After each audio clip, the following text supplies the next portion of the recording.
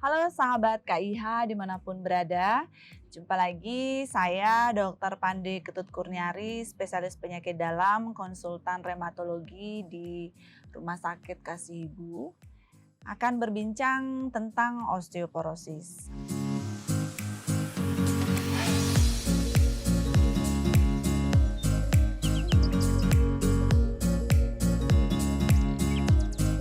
Kita tahu bahwa tanggal 20 Oktober diperingati sebagai Hari Osteoporosis Sedunia.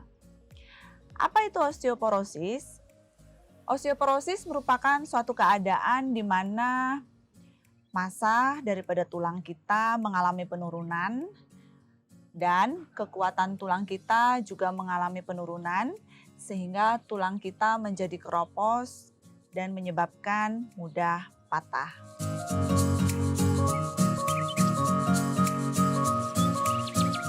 Siapa saja yang berisiko untuk terkena osteoporosis? Yang berisiko untuk terkena osteoporosis terutama adalah orang-orang yang sudah lanjut usia, di atas 50 tahun. Pada wanita pada fase menopause, sedangkan pada laki-laki yang sudah memasuki fase andropause. Orang-orang lainnya yang berisiko untuk mengalami osteoporosis juga adalah orang-orang yang mengalami suatu penyakit di mana penyakit itu mengakibatkan terjadinya keropos tulang. Misalnya pasien-pasien autoimun, pasien lupus, pasien RA, mereka adalah orang yang berisiko untuk mengalami osteoporosis karena penyakitnya sendiri menyebabkan proses pemecahan daripada tulang menjadi lebih cepat daripada proses pembentukan tulang. Berikutnya adalah orang-orang yang menggunakan atau minum obat-obatan yang menyebabkan berisiko terjadinya osteoporosis. Misalnya kortikosteroid yang sering kita gunakan pada beberapa penyakit. Orang lainnya yang berisiko terhadap osteoporosis adalah orang-orang yang mengkonsumsi alkohol yang berlebihan, kemudian juga merokok. Itu adalah beberapa faktor yang menyebabkan terjadinya osteoporosis. Oh ya, satu lagi yang berisiko untuk terjadi osteoporosis juga adalah orang-orang yang kurang mengalami aktivitas. Jadi aktivitasnya sedikit sehingga kekuatan tulangnya menjadi melemah.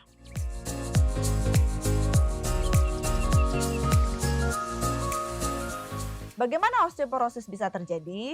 Osteoporosis terjadi apabila proses pembentukan tulang kita tidak seimbang dengan proses penghancuran daripada tulang. Secara normal, sesungguhnya proses pembentukan dan proses penghancuran tulang kita berjalan seimbang. Proses pembentukan tulang kita secara maksimal terjadi hanya sampai di usia 30 tahun. Setelah itu, tulang kita akan mengalami penurunan massanya seiring dengan peningkatan daripada usia. Sehingga semakin tua kita, risiko terjadi osteoporosis akan semakin tinggi.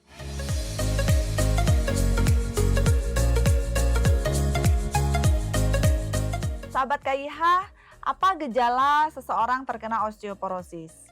Kita tahu bahwa osteoporosis adalah silent disease.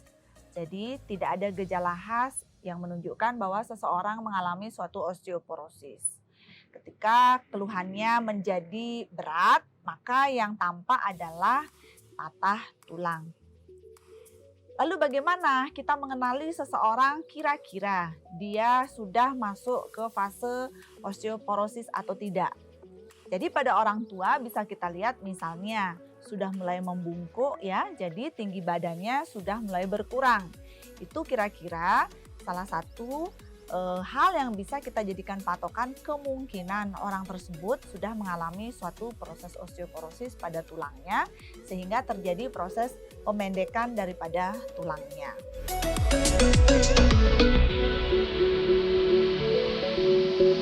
Bagaimana kita mengetahui atau bagaimana kita mendiagnosis osteoporosis tersebut?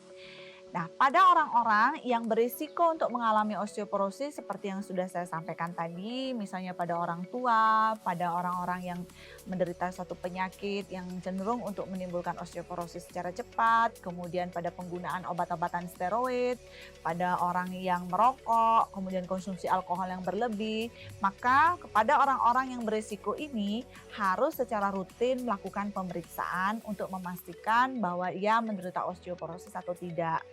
Orang-orang tersebut akan dilakukan pemeriksaan yang kita sebut sebagai bone mass densitometry. Jadi kepadatan massa tulangnya akan dievaluasi apakah sudah mengalami penurunan atau tidak yang signifikan untuk menunjukkan bahwa orang tersebut mengalami suatu osteoporosis.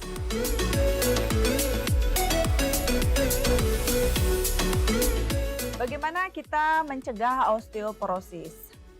Sahabat KIH, pencegahan osteoporosis tidak hanya menjadi tanggung jawab para medis, tidak hanya kepada orang-orang sudah lanjut usia, tetapi masalah kesehatan tulang untuk mencegah osteoporosis sudah kita lakukan sejak dini.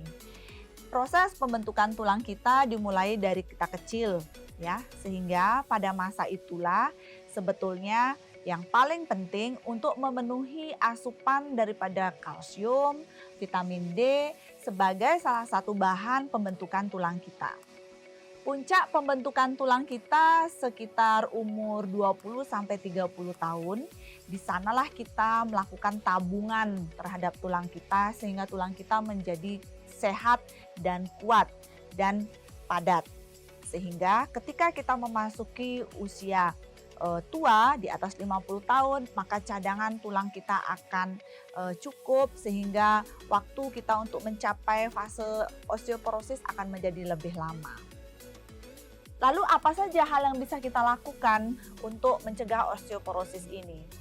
Yang pertama adalah penting untuk kita memenuhi asupan daripada kalsium.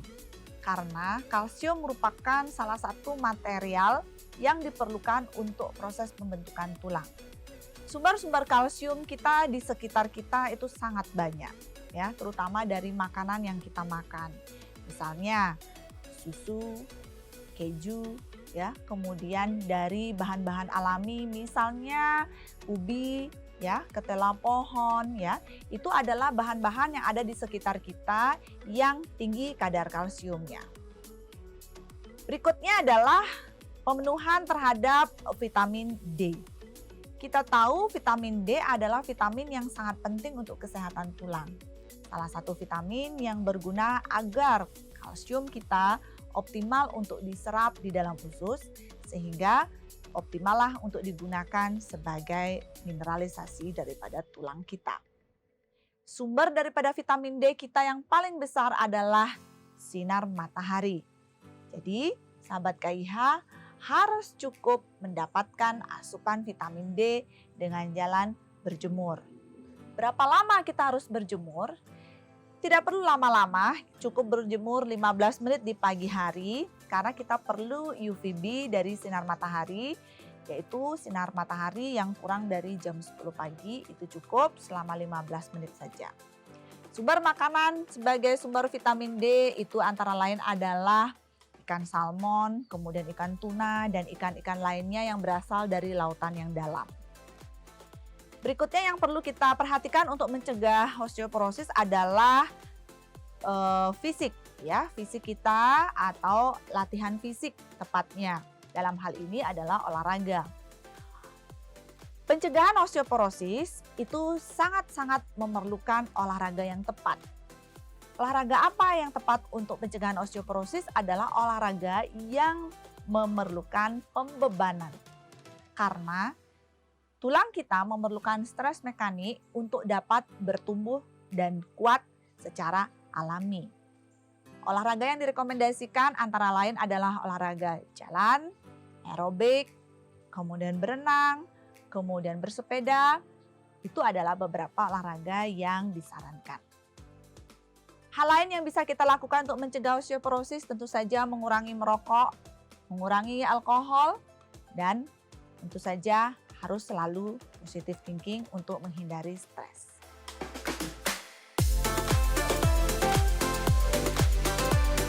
Tadi kita berbicara bagaimana kita mencegah terjadinya osteoporosis. Lalu pada seseorang yang sudah mengalami osteoporosis, apa yang harus dilakukan? Ya, secara prinsip sebetulnya yang paling penting adalah kita harus menentukan dulu apakah kita osteoporosis atau tidak. Apabila memang betul kita mengalami osteoporosis, maka ini memerlukan decision dari seorang dokter untuk memberikan pengobatan.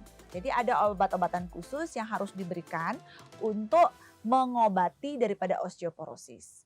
Obat-obat ini biasanya bertujuan adalah untuk mencegah proses penghancuran tulang yang cepat selama osteoporosis itu terjadi.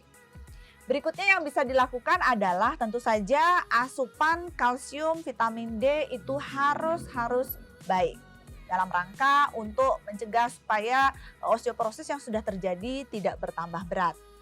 Berikutnya tentu saja adalah exercise, latihan fisik, olahraga. Olahraga untuk pencegahan tadi tidak berlaku untuk orang-orang yang sudah mengalami osteoporosis. Pada orang yang sudah mengalami osteoporosis, kita memfokuskan olahraga agar tidak sampai terjadi patah tulang. Harus berhati-hati. Justru pada saat itu, olahraga yang direkomendasikan adalah mengurangi olahraga yang sifatnya pembebanan terlalu berat, karena akan memudahkan resiko untuk terjadi patah tulang. Olahraga apakah itu? Misalnya jalan santai ya, bersepeda, intinya adalah olahraga yang tidak terlalu membebani daripada tulang-tulang kita.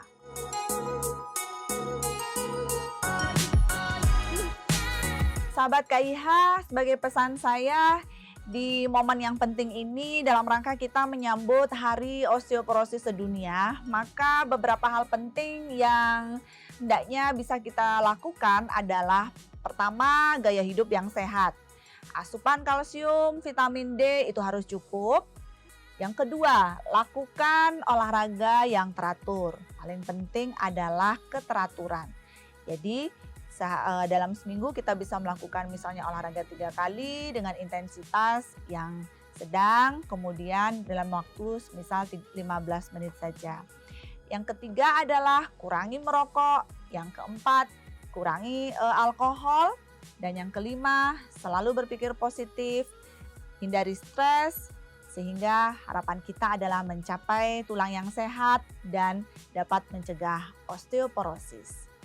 Salam sehat sahabat KIH, sampai jumpa di bincang-bincang lainnya.